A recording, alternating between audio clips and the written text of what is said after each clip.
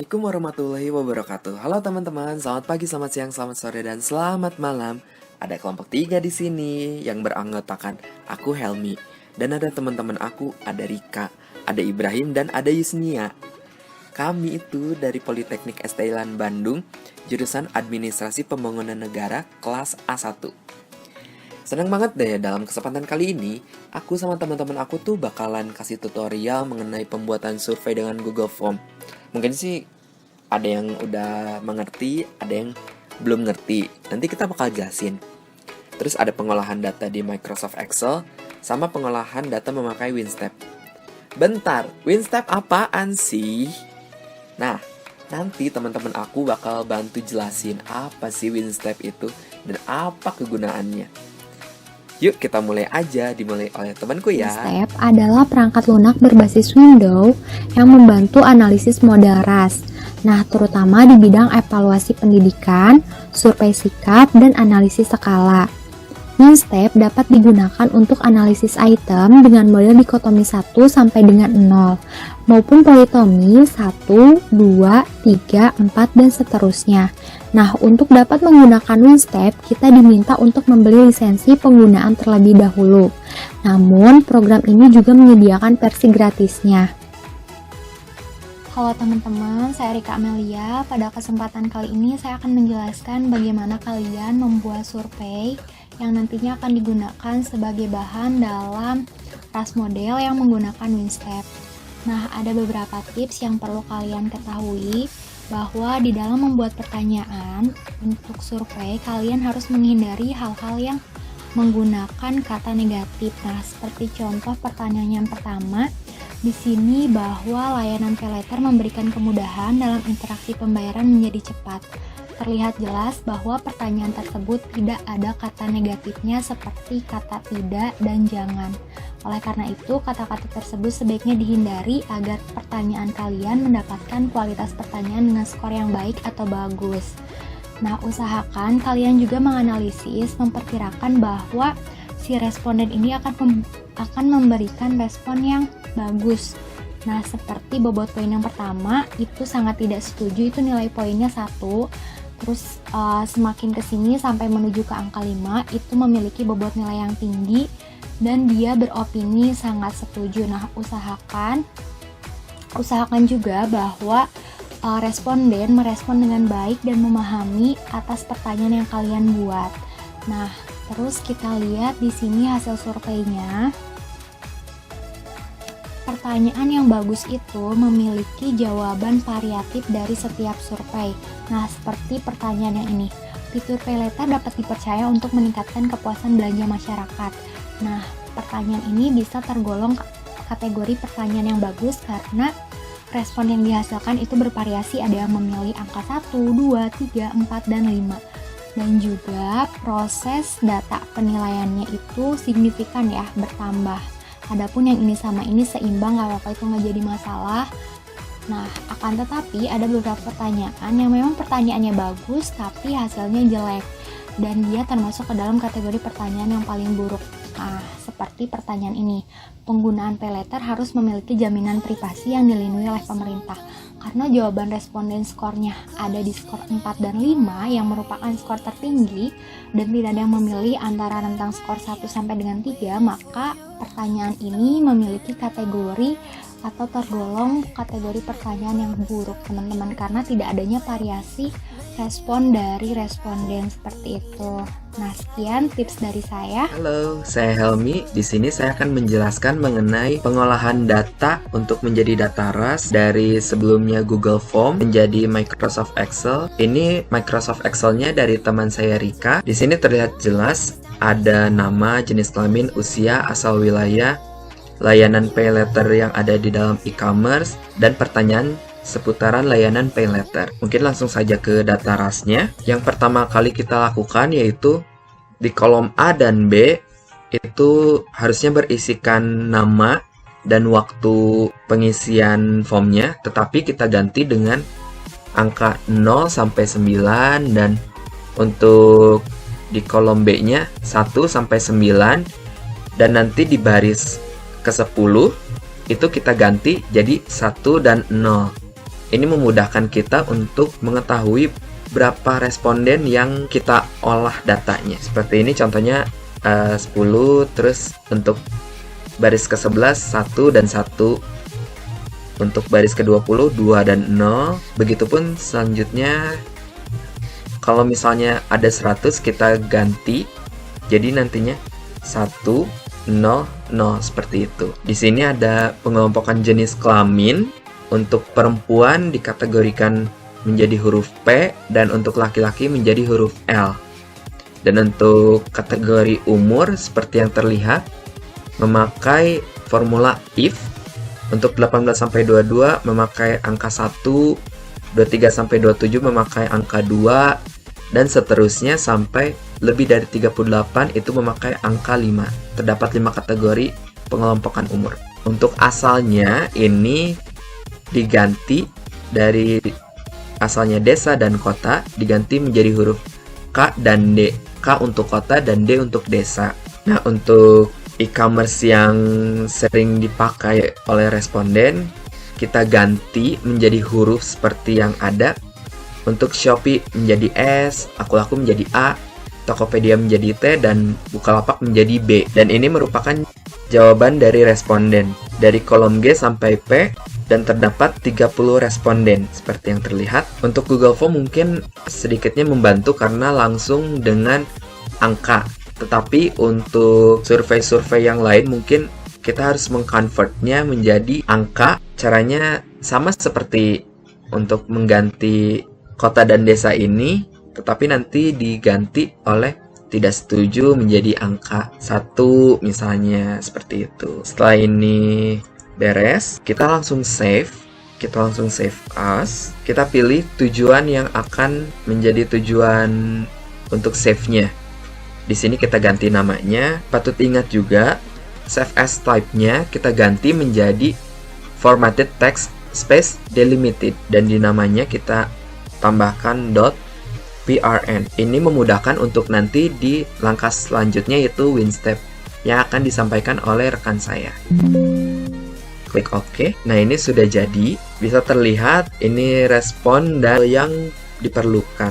Ya. Mungkin cukup sekian dari saya. Terima kasih. Pertama-tama, buka WinStep terlebih dahulu. Jika sudah, kita pilih untuk data analisisnya. Pada analisis data yang sekarang, kita menggunakan Control plus Data Setup Procedure. Ini merupakan tampilan pada WinStep Control File Setup. Langkah selanjutnya, buka file data yang sudah disiapkan dengan cara klik File, kemudian klik Control and Data File atau tekan Control plus O secara bersamaan pada keyboard. Kemudian pilih data yang sudah disiapkan. Klik Open saja langsung.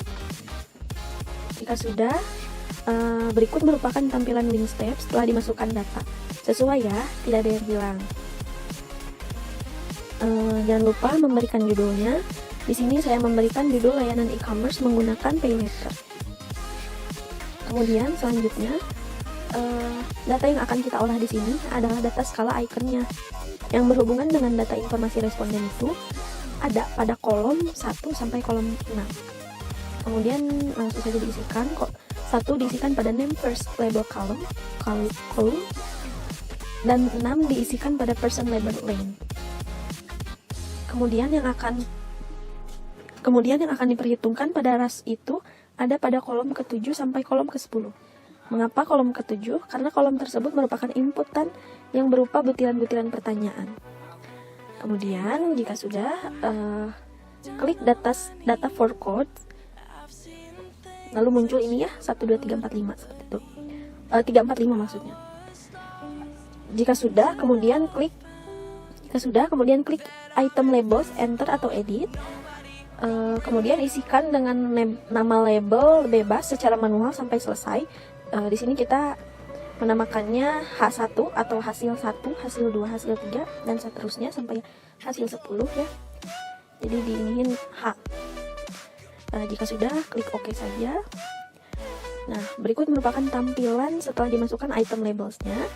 Kemudian bisa langsung di save dengan klik WinStep, kemudian klik save control with data file and cut to WinStep analysis, kemudian save dan berikan nama file sesuai, kemudian save. Jika sudah, klik yes, kemudian di enter saja. Sudah selesai dan begitu tampilan berhasil menggunakan WinStep. Terima kasih.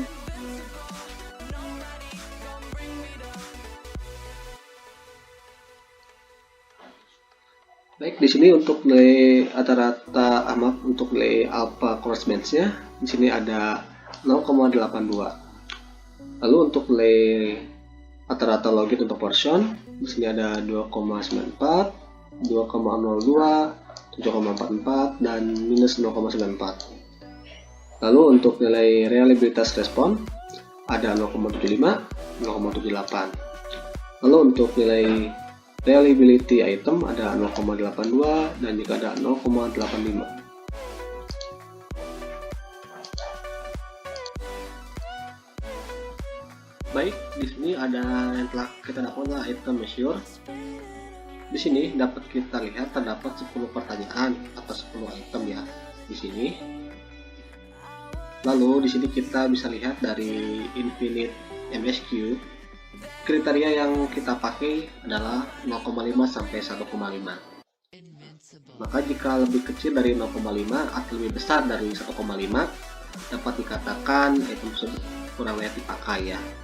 Namun jika hasil yang mendekati angka 1, itu dapat dikatakan sebagai hasil yang baik. Salah satu contohnya berada di item ke-1 dan juga ke-5. Di item pertama, MSQ-nya kita tepat mendapatkan angka 1,00. Dan di item ke-8 ya di item ke-6 kita mendapatkan 0,88. Namun untuk di item ke-10 kita mendapatkan hasil yang lebih tinggi itu 1,9. Lalu untuk kriteria kedua dapat kita lihat dari outfit JSTD di sini penentuan dari minus 2 sampai positif 2. Jadi nilai Z standar yang mendekati angka 0 dapat dikatakan semakin baik. Di sini kita supaya tidak ada yang melebihi atau bahkan kurang dari minus 2 ya. Kita dapat 1,3, 0,9, 0,9, K1, minus 1,4 dan seterusnya. Hanya saja di poin ke-10 kita sangat besar di 1,8 tapi kita masih memenuhi syarat. Lalu untuk kriteria ketiga kita dapatnya di PT Measure. Lalu kita lihat dari EXP-nya.